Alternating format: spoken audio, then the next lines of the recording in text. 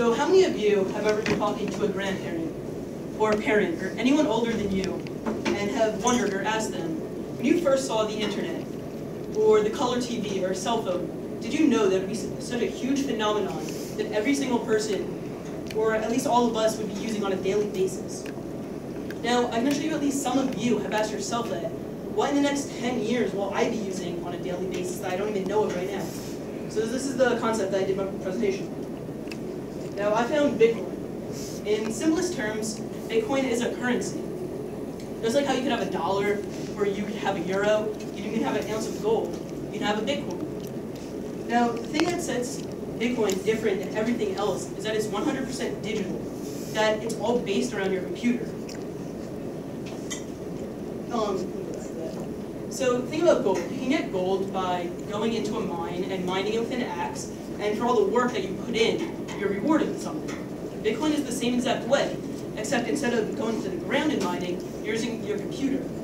And your computer's doing work, and you're doing effort with your computer, and you're then rewarded with that. Now, the next biggest thing with Bitcoin is that it's 100% anonymous. There's no identities with Bitcoin. Your only identity is this number line, or a phrase. It's called your Bitcoin wallet.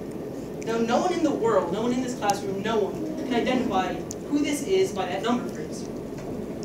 That person actually is Jake, and that's what allows it to be completely anonymous and allow anyone in the world to transfer money. Now, Bitcoin isn't just some small thing that no one's ever heard of.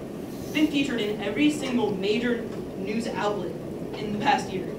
Some notable ones are both Forbes and Bloomberg have done multiple stories on Bitcoin. These are two of the most powerful and reliable sources on economic media. It's even been featured on Monday Night Football, as you can see that fan holding up a sign to send him Bitcoin. Now, there's a lot of companies that now are beginning to accept Bitcoin as a normal currency. Just like how you could be paying in dollars or euros, you now pay in Bitcoin.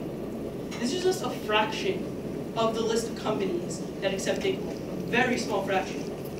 Some notable companies are Zynga, the company that makes Facebook games. Reddit, one of the largest websites in the world that acts as like a forum board and image sharing website. And even WordPress, who is known as one of the biggest websites in the world that allow people to create blogs to share with the rest of the world. Even The Simpsons has featured Bitcoin in its shows, which have always been known to be leading in pop culture and taking technology into their show. Unfortunately, it seems like the clip isn't working. Now, to understand how Bitcoin works, you have to know who created Bitcoin. Bitcoin was created by a person who goes by the name Satoshi Nakamoto. Now, the reason why I say that is because no one actually met this guy. He released Bitcoin completely open source, so that anyone in the world can download it and see exactly how it works. Now, this is very important, because this means that no government, no corporation, no one controls Bitcoin. It's all peer-to-peer. All of us work together for it. This means that no one can just one day shut down Bitcoin or say, I don't want you to have a Bitcoin anymore. It's all open. So I'd like to give you some examples of how a Bitcoin might work in some real-life situations. Jay, can you hit that?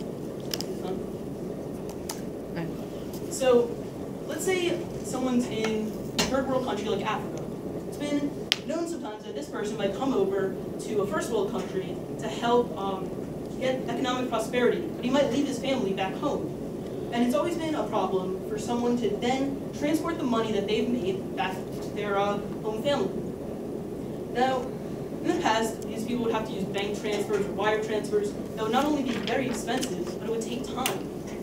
Now with Bitcoin, these people can instantly give money to their families at no cost. This is really important. When we look at all the other technologies in the past that got gigantic, like Facebook and cell phones, they're always connecting people. This is why Bitcoin is important. It's always connecting people and allowing people to get closer to each other. Now, another thing I'd like to touch upon is that it's hard for people to imagine, well, how can I have a Bitcoin in my hand if it's all on my computer? And I'd like you to think of a Word document. Now, you might type an essay, and a teacher will ask you, well, do you have your essay? And of course, you're not going to say no, just because it's on a flash drive. You have it. It's in your possession.